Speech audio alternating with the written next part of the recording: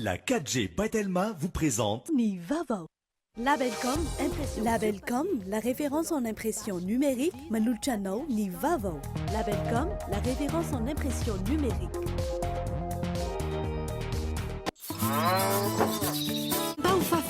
Ny fampalalam-baovao ho arahinao miaraka amin'ny lavashkiri ho finaritra ny tontolo andronao. Ary finaritra miaraka amin'ny boky mazika ny Blue Line TV manolotra anao ny fampalalam-baovao. Safidy tsara indrindra.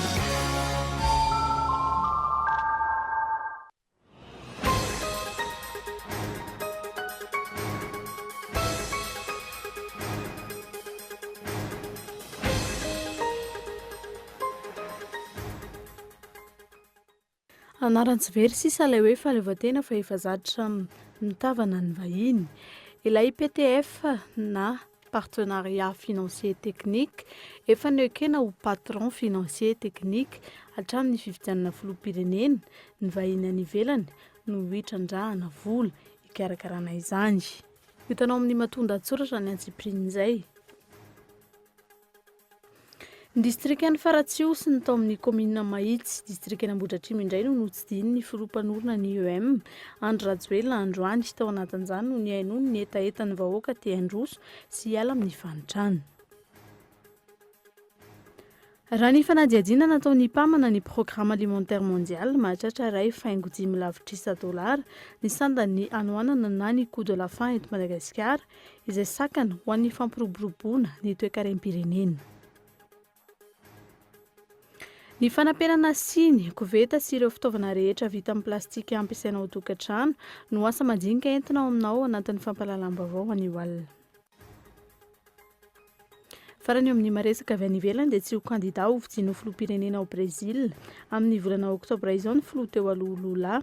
Io fanampahana io no navoaka ny mpitsara ao amin'ny tribunal misahana ny fifidianana ny toerana nantsipirin'ireo avy hatrany.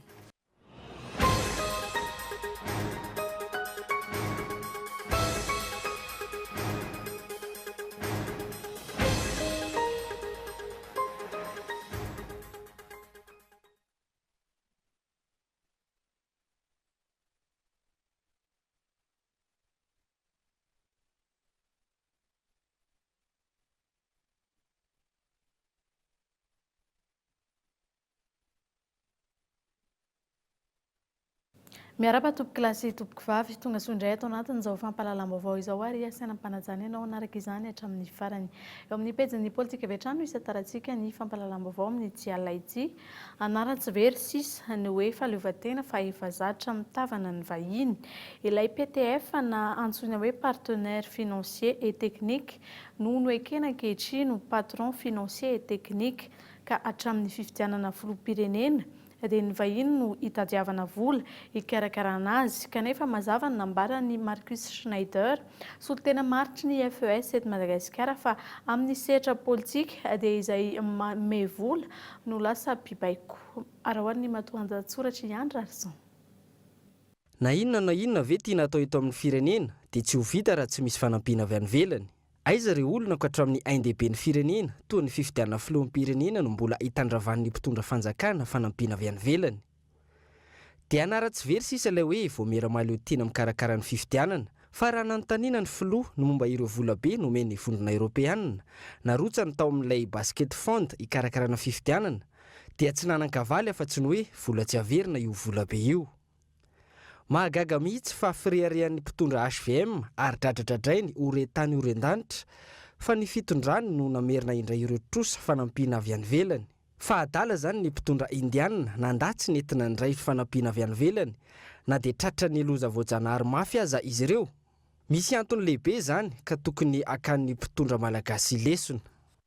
Mahavelo-panontaniana ny fanazavana fa ireo fanontaniana miditra lalina amin'ny tokantrano tsirarain'ny malagasy atao amin'izao fotoana izao anatin'ilay fanisan'ankapoben'ny mponina sahan'ny stat dia alefany amin'ny fikambanana iraisam-pirenena sy firenena tandrefana matanjaka iray ny valin'ireo fanadihadiana ireo. Ho ataon'inona? Fangatsy tokony ho tsy ambararoantsika malagasy samirery ny vokatry io fanadihadiana io. Anarantsy very sisa ilay hoe fahaleovantena fa efa zatra mitavana vahiny. Kanefa mazava ny nambarany Marcus Schneider solotena maharitry ny FES eto Madagasikara fa amin'ny sehatra politika izay manome vola no lasa pibaiko. Dia aiza ho aiza ilay fiandrianam-pirenena? Ireo misehatry ny politika izay hatrany ny distrikany Faratsio sy ny tao komina Mahitsy ao anatin'ny distrikana Modratrimo no notsidian'ny filoha mpanorina ny IEM na ny Initiative pour l'émergence de Madagascar Andry Rajoelina androany. Tao anatin'izany no niainono ny etaetan'ny vahoaka te handroso sy hiala amin'ny fahantrana mila tanora vonona sa miatrika ady ny firenena raha nambarany anarina ny Madagasikara. Aravetrany fanadihadiana mikasika izay. Ny toy teto Faratsio ny fitetezam-paritra fiainona ny feon'ny vahoaka sy ny maharary azy ataon'ny filoha mpanorina ny IEM ny maraina teo. Fotoana nitondrana fanazavana momba ny vina fampandrosoana ny Madagasikara tamin'ireo mponina any an-toerana ihany koa. Mila vahaolana aingana ny olana mianjady amin'ny vahoaka manerana ny nosy indrindra ny tsy fandriampahalemana. Tsy fandriampahalemana manerana ny nosy anareo eto milamina. Misy dahalo manafika aty. Misy mpamakitra ny manafika aty. Resaka mpamonolona aty.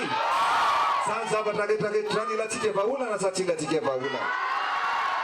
Zay no lazaiko hoe tonga itoa no ianao, no ianareo hitondra vahaolana ho an'ny firenena. Ary joro, anao zay tratry ny aiko ray manontolo anavotana amin'ity firenena ity. Zay no mahatonga anaminy joro. Zao no lazaiko aminareo kasika ny tsy fandriampahalemana.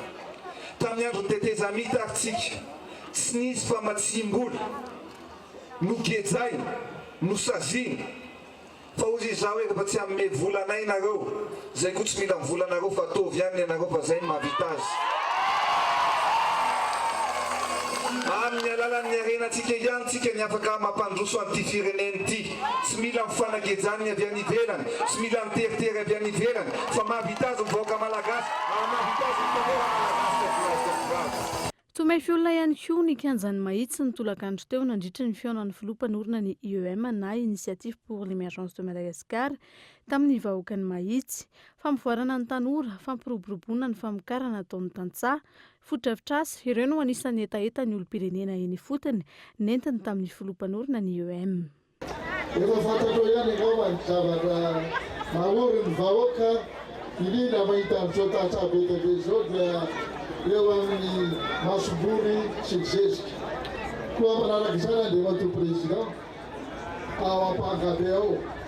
Dia misy fefilo efa marosozy ihany ka natahorana dia raha ohatra ka avy ny olana dia mety vaky le fefilo ka izay fagatahana atao aminao. Manaraka izany koa ny ara sosialy dia ny fampianarana ny ankizy madinika. Zay anterokariny ny tsy mba manana lycée fa kosa manenjika tia Ambohidratrimo, Ivato, Taratamaty. Nanamafy ny kandida Andry Rajoelina fa mila tanora vonina sa miatrika ady ny firenena ahafahana manarina ny Madagasikara sy manala ireo fomba fanao mamoetra tamin'ny fitondrana ny firenena.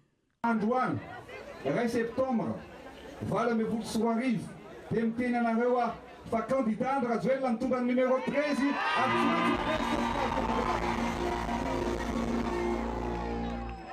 tsy maintsy mandeha sika, marina sa tsy marina? Fafatsika dao zay faty rehetrarehetra, dia anitsika dao zay tsy maina ny mpanao kolikoly, fafatsika. Ny mpanao tsindrajorena, fafatsika. Ny mampiesina, fafatsika. Ny miefikefika, fafatsika. Tsapako, fa betsaka loatra ny tanora tsy anasa. Betsaka ny tatsaha, very fanantenana. Betsaka ny olona nona tsy misakafo. Tsika isanandro memahantra. Zao inakomba atao efa voasedra ka tsy matahotra. Ary anao, zay tratry ny haiko ray manontolo mba hoentina navotana n'ity firenena ity. Nandritra ireo fihaonany tamin'ny vahoaka ireo ihany koa no nilazan'ny filoha mpanorina ny IEM fa efa niomana ny tena niatrika ny fifidianana sy andray fahefana. Mpitondra manana viana matitra no ilain'ny vahoaka mamy fahantrana lalina iainany ankehitriny. Mbola amin'izay sehatra ny politika izay hatrany dia manohana ny filoha mpanorina ny IEM Andry Rajoelina ny antoko politika avy amin'ny fifidianana filoham-pirenena tanterahana amin'ny fahafitony volana novambra izao. Toeriny ity antoko ity raha ny fanazavana ny teti-dratsy rehetra, ampihemotra nahana foana izany fifidianana izany. Onona saina. Nivoaka tamin'ny fahanginany ny filoha nasionalin'ny antoko avy na ny asa vita ifampitsarana Norbert Lala Ratsirahonana ary naneho ny hevina momba ny toe-draram-pirenena ankehitriny. Ny demokrasia, ny fanajana ny lalàna, ireo no isan'ny teboka noresahany tamin'izany nandritra ny valandresaka ho an'ny mpanao gazety no tanterahana teny Andrianarivo tamin'ity androany ity. Tamin'ny fotoana io ihany koa no nanambarany tamin'ny alalan'ny antoko izay tarihiny fa manohana tsy misy fepetra ny filoha-mpanorona ny IEM Andry Rajoelina ny antoko avy amin'ny fifidianana ho tanterahana ny 7 Novambra taona 2024. Nodinina iatsaka ny siandavana ary amin'ny tsipriny ireo kandida 9 izay nekeny ny fitiaranavo mirarom-pahalenana hiatrika izany fifidianana izany. Nodinina ny fahaizany amampahalalana, nodinina momba ny toe-panahany raha azo atao, nodinina momba ny traikefana, nodinina momba ny fiomanana, nodinina koa ny zava-bitany tamin'izy teo amin'ny fitondrana. Ary rehefa vita zany fandinina zany dia nandray fanapahan-kevitra ny atoko avy. Ka ny fanapahan-kevitra ny atoko avy ary ambara-pahabe maso ankehitriny dia ny hoe manohana tsy misy fepetra ny kandida Andry Rajoelina ny atoko avy amin'ny fifidianana amin'ny 7 Novambra 2024. Ijoro ny antoko politika avy hiaro ny fifidianana filoham-pirenena ho tanterahana amin'ity taona ity raha ny fanazavana hatrany. Ny fifidianana izay marika fa tany mpandala ny demokrasia i Madagasikara. Manohana tanteraka ny fanatanterahana sy ny fanatotosana ny fifidianana ny ho filohan'ny Repoblika amin'ny 7 Novambra 2024 ny atoko avy. Ho fanajana ny zony vahoaka malagasy isafidy izay olona hitantana ny firenena.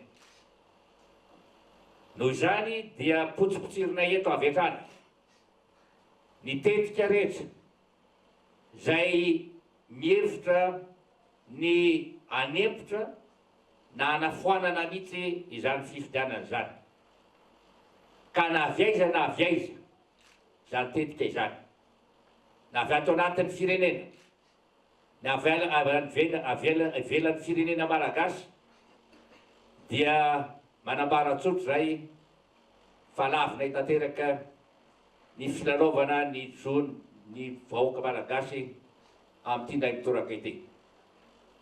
Efa ampy ny nanaovana nini tamin'ny taona 2024. Araka izany, mitombo isatrany ireo antoko politika sy fikambanana maro isan-karazany resy lahatra amin'ny vinam-pampandrosoana ny Madagasikara IEM izay tarihiny filohany Andry Rajoelina. Noana ny filoha mpanorina ny IEM ihany koa ny fikambanan'ireo miaramila mpisotro ronono ny Association des anciens militaires araka ny fanambarana nataon'izy ireo. Ary avetrany ny fanampanazavana mikasika izay.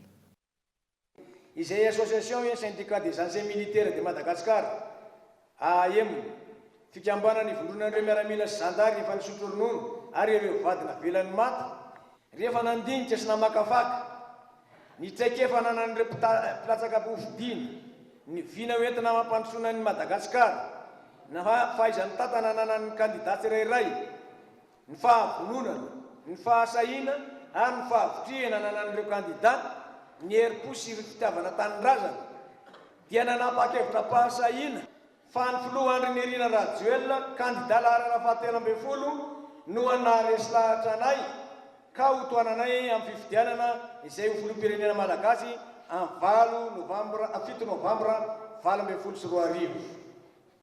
Lafima vaoafa tanteraka kosa indray fiainan'ny olona amokatra izay tokony afaka hampandroso ny ara-toe-karena. Io no anisan'ny fiantraikany tsy fanjarian-tsakafo eto amin'ny firenena raha ny fanadihadiana nataon'ny PAM na ny programme alimentaire mondial dia mahatratra $5 lavitrisa isan-taona ny sandany anoanana na ny coût de la faim eto Madagasikara izay sakana amin'ny fampiroboroboana ny toe-karenam-pirenena. Fanadihadiana vetrany. Ankoatra ny fiantraikany tsy fanjarian-tsakafo amin'ny toe-pahasalamana sy ny lafiny ara-batana ary ara-tsaina, miteraka voka-dratsy amin'ny fampivoarana ny toe-karem-pirenena sy ny tsy fahafaha-mamokatra ihany koa ny tsy fanjarian-tsakafo. Zaza iray amin'ny 2 no hiarany eto Madagasikara. Raha ny fanadihadiana nataon'ny mpamana ny programme alimentaire mondial ny taona 2014, mahatratra 4.5 isan-jato ny ari-karena faobe, izany hoe $2.5 isan-taona ny sandan'ny anoanana na ny coût de la faim eto Madagasikara. Antony tokony ampiroboroboana ny fampiasam-bola eo amin'ny sehatra ny fanjarian-tsakafo. Faty antoka goavana ho an'ny toe-karem-pirenena izany. Ilaina maika araka izany ny fampitomboana ny fampiasam-bola eto Madagasikara, hanomezana vahana ny fanjarian-tsakafo, na izany ny asan'ireo orinasa tsy miankina, fa indrindra ihany koa ny fandraisana andraikitry ny mpisehatra sy ny mpiara-miombona antoka rehetra. Tsy hoe fampiasam-bola anaovana fandaniana, fa fampiasam-bola maharitra hamonjena ny taranaka. Tsy ampy raha ny fanazavana ireo mpisehatra amin'ny fanjarian-tsakafo izay iseharan'ny sehatra tsy miankina amin'ny ankapobeny eto amintsika. Lavitrezaka ihany koa ny ady amin'ny tsy fanjarian-tsakafo eto Madagasikara. Mbola lavitrezaka satria tombony ankizy nefa ny asa atao tsy maintsy mandeha tsikelikely. Mila mifandray tanana daholo na ny gouvernement na zahay orinasa tsy miankina mba hampandrindra le fiadiana amin'ny tsy fanjarian-tsakafo. Ny aty amin'ny secteur privé no mitady ny produits fortifiés, manao an'ny distribution amin'izay ihany koa. Dia izay no ilaina izy hoe miara-miady amin'io. Raha ny vinavina navoakan'ny mpamana ny fandaharana asan'ny firenena mikembana ho an'ny sakafo, vola mitentina $7.900 isan-taona ny vola tokony ampiasaina hanafoanana ny anoanana sy ny tsy fanjarian-tsakafo eto Madagasikara hatramin'ny taona 2012. Eo amin'ny seha-piariana dia mihalafo ny hoditra na ny cuir amin'izao fotoana izao. Ny hoditr'omby no anisan'ny mahasarika ny mpanjifa hatreto, miompana amin'ny sehatra maro ny fampiasana ny hoditra raha ny fanadihadiana natao. Miselarana atsana. Misy karazany maro ny hoditra na ny cuir miparitaka ato amin'ny tsena anatiny. Hoditra osy, ondry sy omby no isan'ny be mpanjifa, indrindra fa ny hoditra vita amin'ny hoditr'omby. Misy karazany maro zany ny hoditra eto amintsika. Ohatra, hoditra omby aloha izao no tena betsaka. Misy vita be toy izao hoditra omby. Hoditra omby dia misy ny hoditra osy, misy ny hoditra osy toy izany izao ny ondry zany izao ny ankabetsahany ity. Ira daholo zany izao izy rehetrarehetra reo, fa misy arakaraka le izy, izany hoe raha ny tena marina aloha zany eto amintsika feno hoe hoditra tsara indrindra zany raha resaka hoditra. Hoditra omby toy izao atao hoe flan. Hitanao, voalohany zany izy aloha dia hoditra omby ngeza be iny dia vao miala amin'ny omby iny dia miala. Dia voalohany indrindra izy alohany milona ao anatin'ny sira, ao anatin'ny herinandro, na sira zany ity zavatra ity. Ity zavatra ity nefa mizara anaky 3-4 eo. Izay vao tonga amin'ity zavatra ity. Any Anjeva ny ampahany betsaka amin'ny hoditra hita eny an-tsena, na izany hoditra mbola tsy voahodina na ihany koa ireo fitaovana vita amin'ny hoditra. Raha ny fanadihadiana tao anatin'ny 3 taona nahitana fiakarany ny vidin'ny hoditra. Amin'izao izy tena tsy misy mihitsy izany tanatany tamin'ny karana eo amin'ny 150 000 francs teo. Amin'izao nefa ny vao mahatratrany amin'ny lasa le 150 000 francs io zany lasa mivadika ny ariary amin'izao. Raikony potipotiny sa raikony plein? Zany hoe raikony potipotiny eo amin'ny 30 kg, 25 kg eo. Mahatonga an'izay izany hoe mikatona zany ny orinasa mpanao an'ity zavatra ity eto amintsika. Dia dikany nahatonga an'izay koa zany rehefa mikatona io zavatra io dia potehana totalina mihitsy zany hoe zavatra le ilaina dia lasa hifampitavana dia zany tena manomboka 400 000 eo zany aloha e. Mihoatra zany ny pont anankiray zany hoe velarany anankiray na ny mpi anankiray zao ray mpi anankiray ohatr'izao zany miviany. Raha feno io zavatra io. Zany ohatran'io zany anankiray dia 400 000. Raha ny fanadihadiana natao hatrany teny an-tsena androany dia ny karana no mitazona ny ampahany betsaka amin'ny tsenan'ny hoditra eto Madagasikara, isan'izany ny fanodinana. Saika mijanona amin'ny fanamboarana madinidinika ny an'ireo mpisehatra madinika. Le hoe resaka le hoe indray hoe manondrana, izay tsy manondrana fa izay mbola mividy zany. fa ny ohatrany hoe modifie manamboatra zany ohatra hoe misy zavatra olona-barina ohatratra zany hoe manamboatra cuir dia ohatr'izay zany zavatra ataonay ampiasaka hoditra vidy ohatrany hoe mpanao kiraro mpanao poketra ohatr'izay zany zany hoe fa misy andreo le mpanao création be da be reo zany dia ireny no maka eto. Ilaina ny fanavana ny tena hoditra na ny cuir amin'ireo antsoina hoe simili cuir. Raha ny fanazavana ny fijerena ny ao anatiny no fomba iray ahafantarana fa cuir ny fitaovana iray raha toa ka misy lamba mifono aminy dia tsy vrai cuir izay. Eo ihany koa ny fomba iray izay ny fandorana raha toa ka vrai cuir dia tsy may mitsonika kosa raha toa ka simili cuir. Iato vetivety eto anatin'ireto doka-varitra ireto isika mialoha ny anarahana ny toy ny fampalalam-baovao izay anarahana hain-trano teny Anosy fa eo ihany koa ireo amin'ny lafiny sosialy samihafa. Rehefa avy eo ary.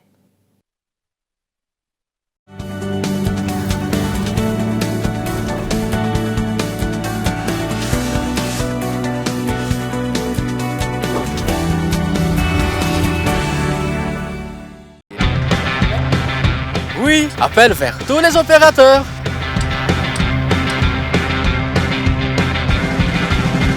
Oui, appel à l'international inclus. Oui, mes SMS, je ne les compte plus.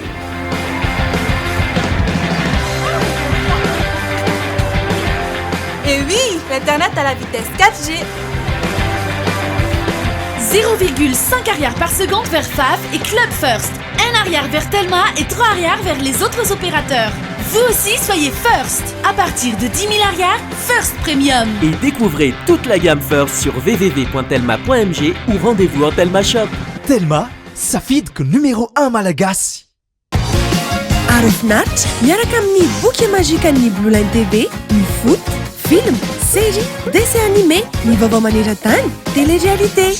Araraotra fa amin'izao fotoan'izao dia 0 ariary ny décodeur raha maka boky magique mandritra ny 3 volana ianao. Ary rehefa mampiditra fahana mialoha dia mahazo bonus 7 andro be izao ahafahanao mijery ireo chaîne rehetra. Blue Line TV, safidy tsara indrindra.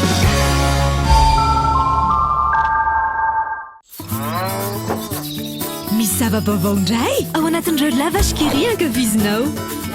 Ny lavashkiri vaovao izay efa be calcium azy vitamine amin'izao fotoana izao dia mbola miampy fera indray. Ilain'ny ankizy amin'ny fampiasana vadana sy saina eny fa na ny lehibe ihany koa ary. Matsiro sy mampazoto homana foana mba ho fafina reta amin'ny mpianakavy. Lavashkiri ho finaritra ny tontolo andronao.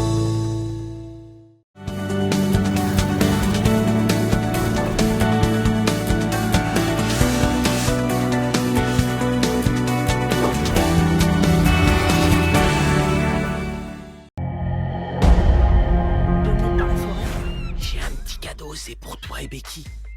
Une capote roi de la baise. Becky a toujours eu un faible pour toi. Je prends mon temps pour dévoiler mes cartes. Putain, un jeu de merde, bordel. Bon, c'est bien beau la nature, mais on n'a toujours pas picolé.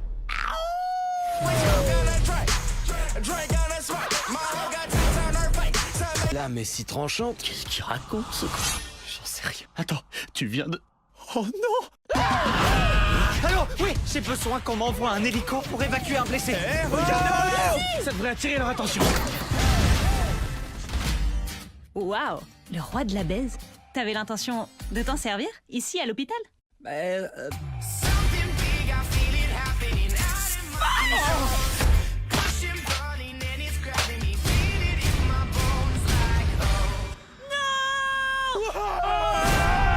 Tafaverina eto amin'ny fampahalalam-baovao indray isika ny sehatra ny fanabeazana no anoizatsika ny fampahalalam-baovao.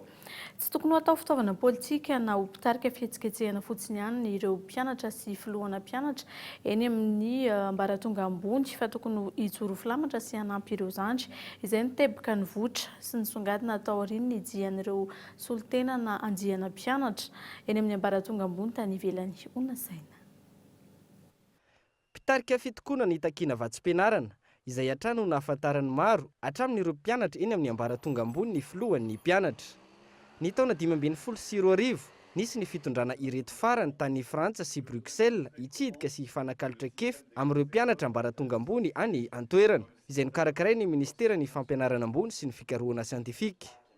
Tatorina tsy afaka nampiatra sy nampita ireo azy ny ireto solotenan'ny mpianatra malagasy ireto fa tsy nitana ny teny nomeniny teo anivon'ny ministera raha ny fanazavana. Io tetikasa io dia natao nanaovana ny fanakalozana arakevitra sy découverte teo amin'ny mpianatra tany Frantsa sy ihany koa teo amin'ny vondrona iraisam-pirenena tahaka ny UNESCO sy ny OIF mba hikatsahana ny tombotsoan'ny mpianatra malagasy sy ny firenena ihany koa izay tetikasa izay. Nisy tokoa ny tokony fitohizan'izay tetikasa izay rehefa teto Madagasikara fa tsy tanteraka izay noho ny antony izay tsy fantatry loatra fa eto zany dia mahatsapa zay fa misy ny andraikitra ny tsirairay na izay ilaina lefa na ihany koa zay na ireo zay nandefanay dia ny fitondram-panjakana izany zavatra zany ka mahatsapa zay fa ny fandraisana andraikitra dia tsy tokony jerena ny rehetra fa samy manana ny andraikitra ny tsirairay mifanandrify azy. Tsy nijanona teo ireto solotenan'ny mpianatra ireto fa nitady ny hevitra ahafahan'izy ireo manosika ho amin'ny tsaratsara kokoa ireo mpianatra eny amin'ny ambaratonga ambony fa ihany koa manampy ireo eny amin'ny lycée tsy ho diso safidy aorian'ny baccalauréat. Izay indrindra no anisan'ny fanakalozan-kevitra izay nataonay tany ivelany nahitana fa ny leader na ny mpitarika zany dia tsy tokony onona fotsiny amin'izay fitakinana izay vatsim-pianarana sy fitokonana izay fa tokony fantoka bebe kokoa ihany koa amin'ny lafiny ara-pédagogique sy ny fanampina ny mpianatra fanomezana ny atao hoe torolalana le hoe orientation ho an'ny mpianatra zany fa tsy voafehy fotsiny amin'izay fitokonana sy fitakina izay. Tsy rehefa manao zavatra tsika dia tsy tokony voalohany heritreritra ny lafiny ara-bola fa hanao zavatra tsika hitondra soa ho an'ny firenena sy hitondra fanovana tsara ho an'ny firenena ka na tsy misy ary ny mpanohana dia mahavita zavatra tsika miainga amin'ny fahefa-manao tsika na dia kely azy eo ampelantanana. Ny mahakasika an'izay olana ara-trano zay misy moa zany ny anisan'ny zavatra azo alain-tahaka ny tany amin'ny Frantsa dia manana vovonana eo anivony nasionaly mihitsy izy any mpianatra ka mavesa-danja koa eo amin'ny fanjakana ny feon'izay vovonana izay. Dia izay vovonana izay no tokony atsangana eto Madagasikara mba hanandanja kokoa ny feon'ny mpianatra eo amin'ny fangatahana tahaka ny fotodrafitrasa izay raha malala fa ny fotodrafitrasa izay efa sady tsy ampy no efa antitra ihany koa izay fotodrafitrasa izay tokony havaozana sy ampitomboana nisan'ny fotodrafitrasa ho an'ny mpianatra. Andrasana ny fitohizan'ny tetikasa ny reto filohan'ny mpianatra ireto hipaka amin'ireo mandrato fianarana eny amin'ny ambaratonga ambony ka ampiana ny tanyreo mpianatra mialan-daharana na ihany koa diso safidy teo amin'ny sampam-pianarana nataony. Fanadihadiana manokana kosa indray ho fitokanana ny asa sosialy vita ao amin'ny komina Ankadimanga dia niaona tamin'ny vahoaka ao an-toerana ny solombavam-bahoaka voafidy tao Atsimon-drano raha ary malala arjaona ho tohizana hatrany ny asa sosialy sy ny fanampiana vahoaka tahaka izao raha nambarany ity farany Kaiton Antranslavo. Tohadrano manondraka tanimbary amina hektara maro fatsakana ho an'ny tokantrano mihoatra ny valonjato andrin-jiro mandeha amin'ny masoandro hanazavan'ny tanàna miisa 9 ary lalana rarivato mihoatra ny 300 metatra avy amin'ny Septembre ireo no nitokanana tamin'ny fomba ofisialy androany tao amin'ny komuna Ankadimanga Atsimon-drano. Ho an'ny fatsakana manokana ny taona 27,700 no nisy fanamboarana farany. Fangalana rano, fanaovana fahasoavana, tondrana fary tavangy dia zay dadabe raisoavokatra zay no mpanidy zaza tety dia mifaly amin'izany ny vahoaka ary rehefa maka rano ao dia tia tsilotino no entina atsofoka ao amin'ilay losotany vita nanahary dia nitantarana ny tavangy ohatr'izao dia iny no entina anaovana soavana ny tantaran'ny kisy taloha. Velom-panantenana araka izany ireo vahoaka ao amin'ny komuna Ankadimanga no ireo zava-bita niarahana tamin'ny solombavam-bahoaka voafidy tao Atsimon-drano ireo. Mangataka fiarah-miasa hatrany izy ireo ahafahana mampivoatra ny fiarahamonina sy mampandroso ny faritra. Amin'izao fatao zao fomba ny etaetana i Ankadimanga dia fombolana Kotomanjaka ny mba hanaovana arbira io barage io. Karaha io fotoana mba vita dia mba tena mba hiadana tokoa araky ny ila-pirenentsika teo ireo faritra telo izay voalaza ireo. Ka izany mba engavinay amin'ny masolom-bavambago anao eto amin'izay tokony andraikitra izany tompo izany mba etaetan'ity Ankadimanga ity sy fiangonana ary manoloana izany naneo ny fahavononany an-trano nisy olombavambahoaka raha ndriary malala arjaona na ajaon'ny elita ny fanomezan-tanana sy ny fiarah-miasa no tena zava-dehibe hoy izy ity faran'izay ny laza fa hanao izay ho afany amin'ny fampivoarana anatsimon-drano misy avenu kely mihitsy zany tia mba hazava tsara satria rehefa mazava ny tanàna ety aminay ety atsimon-drano dia miena ny tsy fandream-pahalemana satria izay maizin'izay ihany ny ararotin'ireo mpanao ratsy ireo ahafahana andreny manendaka sy manao an'le alabotra zany moa dia noho ny fitarainan'ireo vahoaka rehetrarehetra ireo ary eto dia isorako manokan'ireo vahoaka ireo satria dia tonga maro be hitanareo ngambany io tonga maro be ireo vahoaka ireo ary tsy nisy ataontsika hoe tamtam be araka ny fomba fanaon'ny sasany moa ny zavatra natao teto zany fa dia hoe fantatry ny vahoaka hoe inona zavatra vita tetya andehanao nitatitra indray sy olombavambahoaka mila mieno izy ireo dia tonga ka reo izy ireo dia isorana anazy rehetrarehetra mbola itoy araka izany ny fiarah-miasa eo amin'ny olombavambahoaka sy ny vahoaka natsimon-drano ny mponina atsimon-drano izay tonga maro be nanatrika ny lanonana androany ary mbola nitondra ny etaetana izy ireo rafa mavao hafa kosa indray dia nitrangana famaizana indray teny Anosy omaly olona iray namony ainy vokatra izay hain-trano izay ary anjatony ireo otrabona anatrehan'izay afo tsy voafehy tao amin'ny tokantrano iray no voalaza fa fototry ny firehetana ka itondra ny lavatra izany trano azo 420 ny ampitrano briky misa 8 no may nandritra ny firehetana teto Anosy omaly ariva tokony ho tamin'ny enora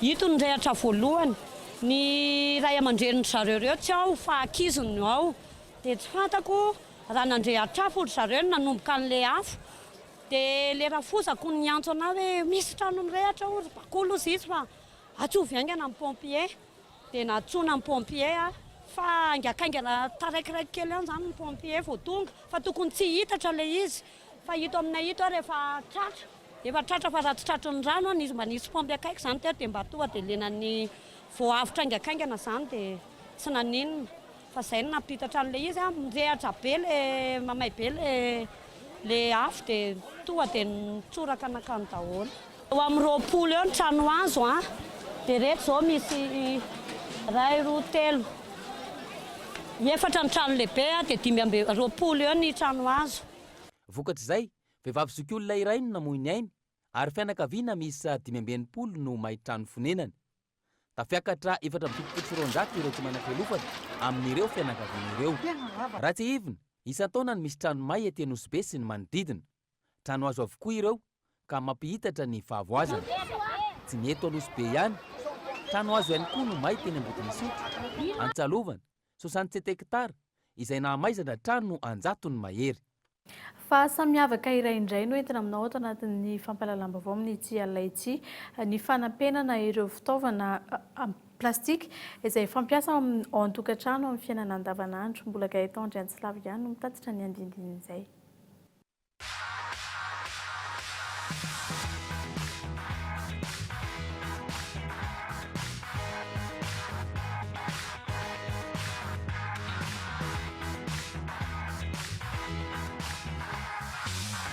mpanampina siny koveta sy ireo rehetra vita amin'ny plastika mitety tanàna sy miantsoantso no asan'ny silofo manampy ny ray aman-dreniny amin'ny fitadiavana izy ary efa 5 taona izay no nanaovany ity asa ity tsy mifidy tapenana avokoa rehefa fitaovana plastika fampiasa amin'ny andavanandro ny plastika ampiasaina amin'ny fanampenana hoy izy no mila safidiana plastika raha ohatra hoe misy zany le mipetaka sy tsy mipetaka hoe mandroatra sy tsy mandroatra ty zao raha hoe raha ity mangamanga ity natao dia tsy mety fa raha itony natao dia mety raha itony raha ity menamena ity tsy mety fa raha ity mety aiza no akanao an'ireny le plastika le ambony le anampenana ireny zao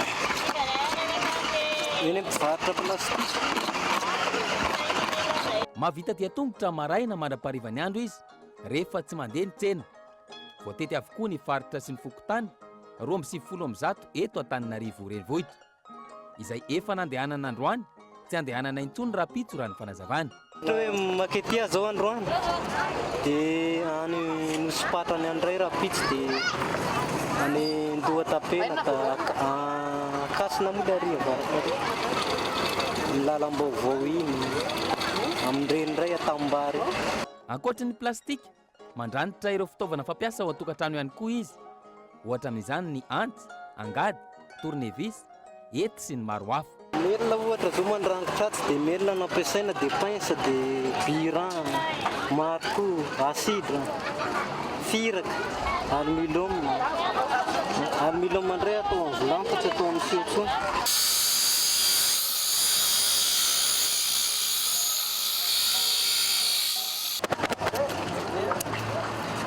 Mahavelona ny asa hoy izy na dia misy fotoana aza tsy mahazo afa-tsy arivo ariary ao anatin'ny iray andro.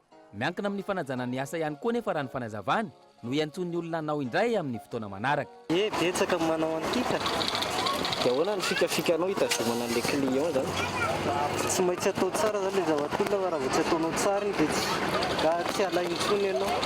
Misy asa ratsy hoy izy ary samy manana ny safidiny ny tsirairay amin'ny fitadiavana. Io no anafarana hoe aza manao an'ity fa ty atao na hoe aza manao an'ry fa aza manao an'io fa tsisy ataonay indray tsy manao an'izany fa zay samba manao zay mba mahafalifaly ny fony eny dia fa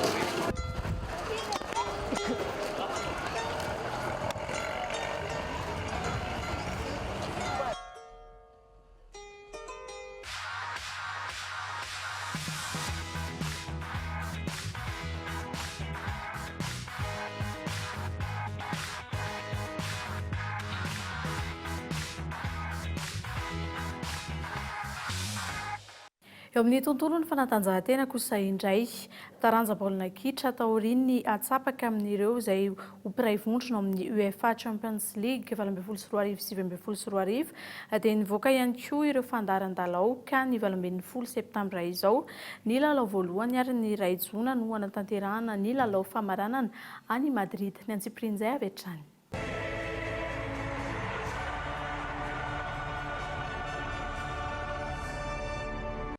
Ny talata fa 20 ny volana septambra taona 2024 no anomboka ny lalao voalohany eo amin'ny UEFA Champions League 2024-2025. Ny vondrona A, B, C ary ny D no handray anjara amin'izany. Eo amin'ny vondrona A, FC Brugge ifandona amin'ny Dortmund, Monaco andray ny Atletico de Madrid. Eo amin'ny groupe B, ny FC Barcelone andray ny PSV Eindhoven, ny Inter de Milan ifampitady amin'ny Tottenham. Liverpool ifanandrana amin'ny Paris Saint-Germain ary Étoile Rouge no ifandona amin'ny Napoli eo amin'ny vondrona C. Galatasaray ifandona amin'ny Lokomotiv ary ny Schalke 04 eo amin'ny FC Porto eo amin'ny vondrona D. Ny ampitson'io ny alarobia fa 20 ny volana septambra miditra amin'ny vondrona E, F, G ary ny H. Eo amin'ny vondrona E ny Ajax ifampitady amin'ny AEK, Benfica andray ny Bayern de Munich. Shakhtar Donetsk ifandona amin'ny Hoffenheim, raha i Manchester City eo amin'ny Lyon eo amin'ny vondrona F.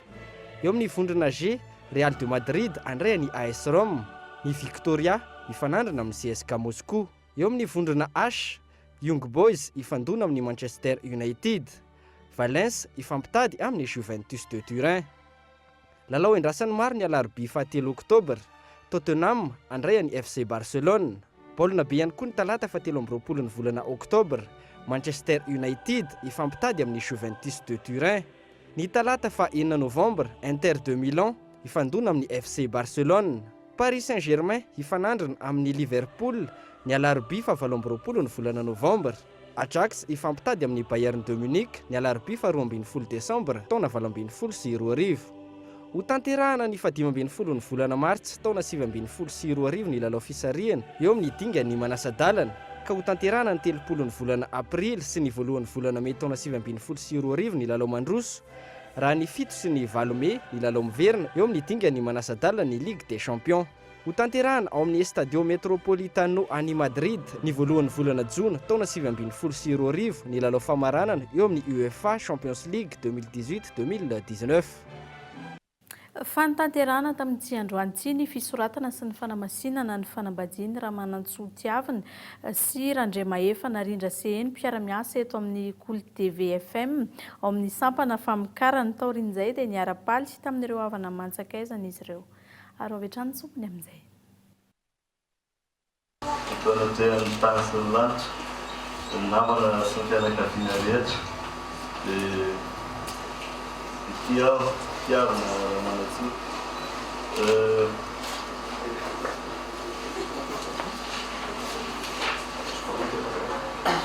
Olona ny afakabady anao, Narindra CN Randremahefa. Ary ity aho anatanteraka ny ten'Andriamanitra.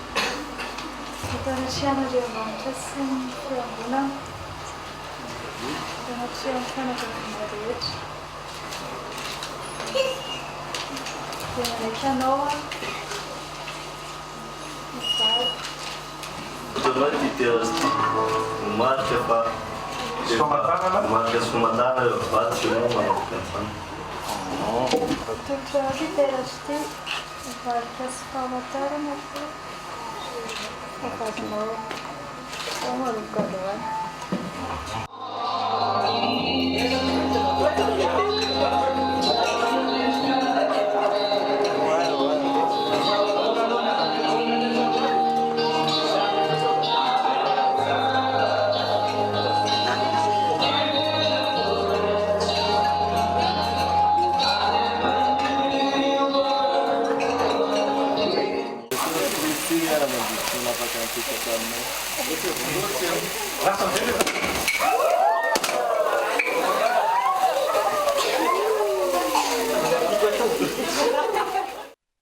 Ny ekipan'ny Kolo TV FM moa dia mirary tokantrano sambatra ho an'ny Tiavina sy Narindra. Eo amin'ny maresaka resam-pirenena kosa indray no amaranantsika ny fampahalalam-baovao. Amin'ity alina ity dia tsy ho kandida ho fidiana ho filoham-pirenena ao Brezila amin'ny volana Oktobra izao. Ny filoha teo aloha Lula, io no fanapahana navoakan'ireo mpitsara ao amin'ny tribonala misanina ny fifidianana ny toerana ny andindin'izay eo amin'ny sarin'ny France 24. Nolavy ny tribonala misahana ny fifidianana ao Brezila omaly ny filatsahako vidiny ny filoha teo aloha Lula. Ity kandida ity izay isan'ireo favori amin'ny fifidianana hatrehin'ireo Breziliana amin'ny volana Oktobra izao. Mpitsara enina amin'ny 7 no nitsipaka ity filatsahako vidiny ity. Voaheloka higadra 12 taona an-tranomaizina no niraharaha kolokolo mahavoasaringotra azy ny filoha Breziliana teo aloha Lula da Silva. Na any am-pony zaza ity kandida ity dia nahavita fampelezan-kevitra matotoa izay nahita boka ny raha nambaran'ireo mpiray antoko aminy. Manana hatramin'ny 17 Septembre kosa ny antoko misy azy ireo anoloana ny anarana aroso ovidiny hoy ny didim-pitsarana.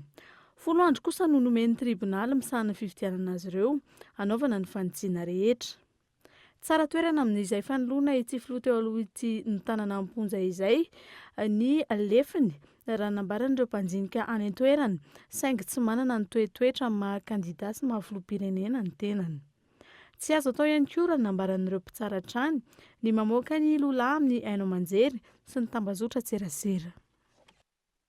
Mifarany eto ihany koa tompoko kilasy tompoko vavy ny fiarahako taminao tato anatin'ny fampahalalam-baovao tamin'ity alina ity ankasitrahana ny nanarahanao izany hatramin'ny farany. Veloma tompoko.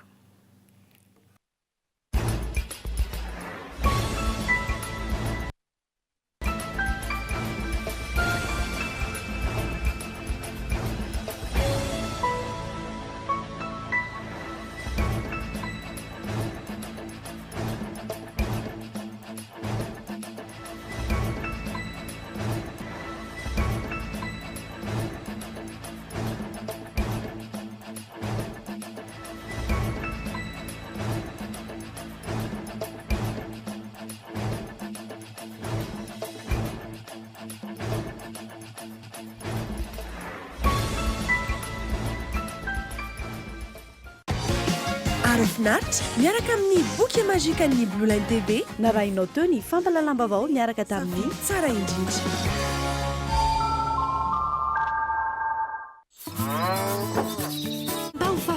Narahinao teo ny fampahalalam-baovao miaraka tamin'ny La vache qui rit, au final, tu as tout le loin du nao. Labelcom narahinao teo ny fampalalam-baovao niaraka tamin'ny Labelcom, la référence en impression numérique. La référence en impression numérique. La 4G by Telma vous a présenté Ni Vaovao.